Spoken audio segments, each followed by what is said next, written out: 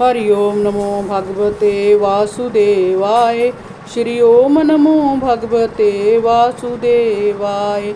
10वां स्कंद। ऋषि मुनि वहाँ एकत्र हो गए थे। भीष्म पितामह भगवान श्री कृष्ण के प्रभाव से परिचित थे। वह मन ही मन उनकी आराधना कर रहे थे। सभी पांडव बड़े प्रेम से पितामह के चारों ओर बैठ गए। उन्हें देखकर पितामह की आंखें प्रेमाश्रुओं से भर उठी। उन्होंने उनसे कहा, हे धर्मपुत्र, तुम्हें जो दुख और कष्ट भोगने पड़े तुम कदापि उनके योग्य नहीं थे, परंतु प्रारब्ध और होनी को कौन टाल सकता है। जिस प्रकार आकाश के मेघ वायु के वशीभूत होते हैं, वैसे ही जय सारा संसार काल भगवान के अधीन रहता है। तुम लोगों के जीवन में जो भी घटनाएं घटी हैं वह सभी उन्हीं की लीलाएं हैं।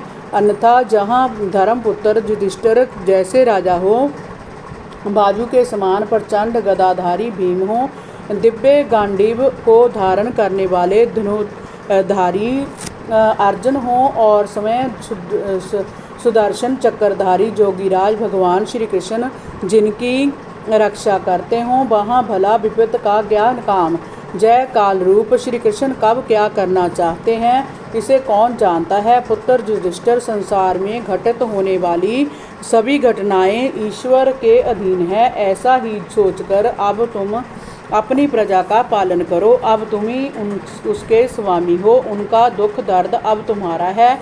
हे पुत्र, तुम्हारे साथ जो श्री कृष्ण खड़े हैं इन्हें साधारण जन मत समझो। जय साक्षात भगवान है, परम पुरुष नारायण है। अपनी माया से जदुवंशियों को मोहित कर ले लीला कर रहे हैं। इनका स्वरूप और प्रभाव अत्यंत गूढ़ है और रहस्यमय है। भगवान शंकर, ब्रह्मा जी और देवऋषि नारद के सिवाय इनका रहस्य कौन जानता है। हे युधिष्ठिर, जिन्हें तुम अपना हितैषी, अपना दूत, अपना मंत्री और अर्जुन का सारथी मानते हो, वह स्वयं परमात्मा है। जय सदैव अपने भक्तों पर समदर्शी होकर कृपा करते हैं। यही कारण है कि अब जब मैं अपने प्राणों का त्याग करने जा रहा हूँ, उन्होंने मुझे साक्षात दर्शन दिए हैं। भक्त और योगी पुरुष पूर्ण भक्ति भाव से उनमें अपना मन लगाकर और वाणी से इनके नाम का कीर्तन करते हुए अपने शरीर का त्याग करते हैं। श्री कृष्ण की कृपा से ही वे सभी कामनाओं के बंधनों से मुक्त हो जाते हैं।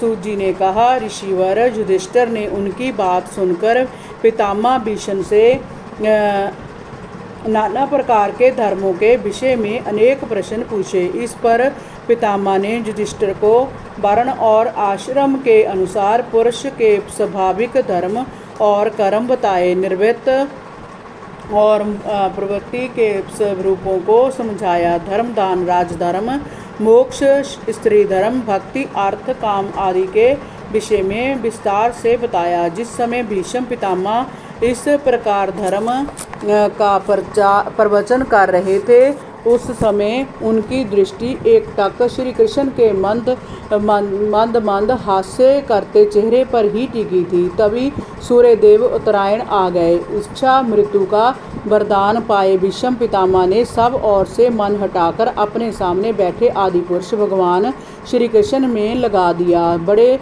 प्रेम से उन्होंने भगवान की स्तुति की। हे प्रभु, अब जय शरीर छोड़ते समय मैं अपनी जय बुद्धि आपके श्री चरणों में